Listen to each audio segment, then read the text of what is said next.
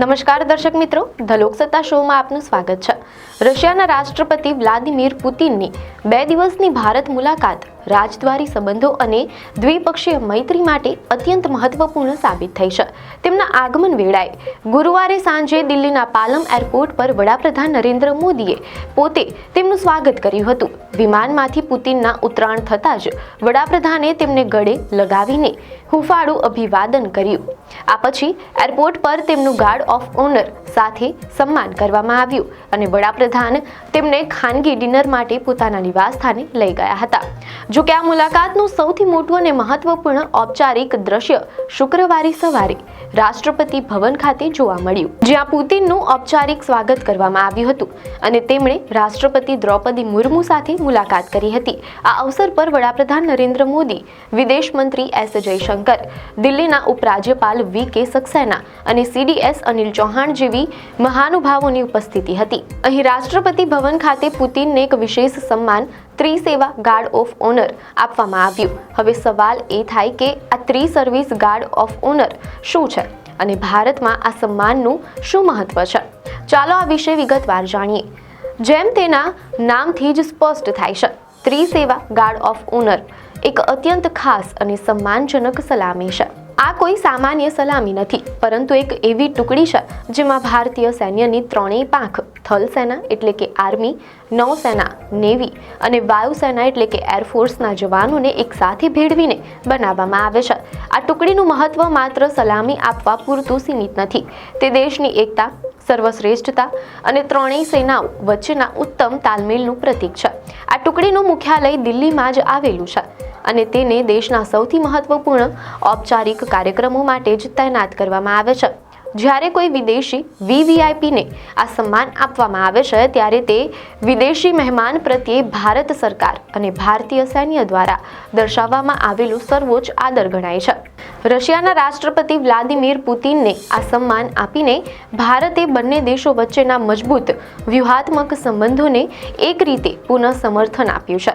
ત્રિસેવા guard of honour એક protocol આધારિત વિશેષ સન્માન છે, જે ભારતીય સૈન્યની ત્રણેય પાંખો, થલ સેના, નૌસેના અને વાયુસેનાના જવાનોને એક સાથે ભેળવીને આપવામાં આવે છે।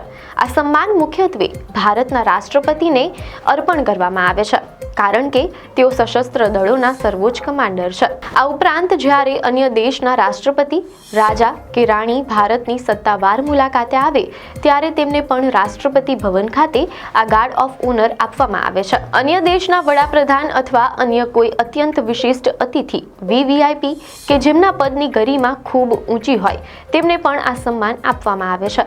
મીડિયા અહેવાલો અનુસાર ભારતના ઉપરાષ્ટ્રપતિ અને વડાપ્રધાનને પણ ગાર્ડ ઓફ ઓનર આપવામાં આવે છે, પરંતુ તેમાં પ્રોટોકોલ અનુસાર જવાનોની સંખ્યામાં થોડો તફાવત હોઈ શકે છે।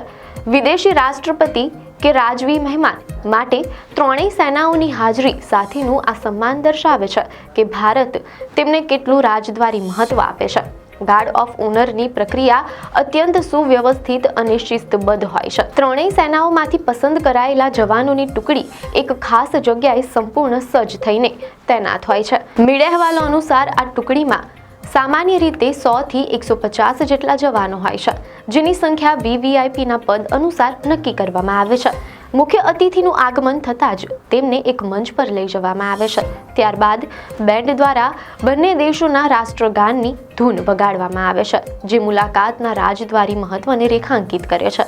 રાષ્ટ્રગાન સમાપ્ત થયા પછી ગાર્ડ ઓફ ઓનરનો કમાન્ડર મુખ્ય અતિથિને આખી ટુકડીનું નિરીક્ષણ કરવા માટે આમંત્રણ આપે છે। વીવીઆઈપી ધીમે ધીમે જવાનોની લાંબી લાઈન સાથે ચાલે છે। આ નિરીક્ષણ દરમિયાન જવાનો પોતાના હથિયારને સન્માન આપવાની મુદ્રામાં રાખે છે, જેને સૈન્યની પરિભાષામાં સલામી શસ્ત્ર કહેવામાં આવે છે। આ સમગ્ર પ્રક્રિયા દેશના સૈન્યની શિસ્ત, ગૌરવ અને વિદેશી મહેમાન પ્રત્યેના આદરને દર્શાવે છે। રશિયન રાષ્ટ્રપતિ પુતિનને મળેલું આ સન્માન ભારત અને રશિયા વચ્ચેના વિશેષ અને વિશેષાધિકૃત વ્યૂહાત્મક ભાગીદારીને ઉજાગર કરે છે.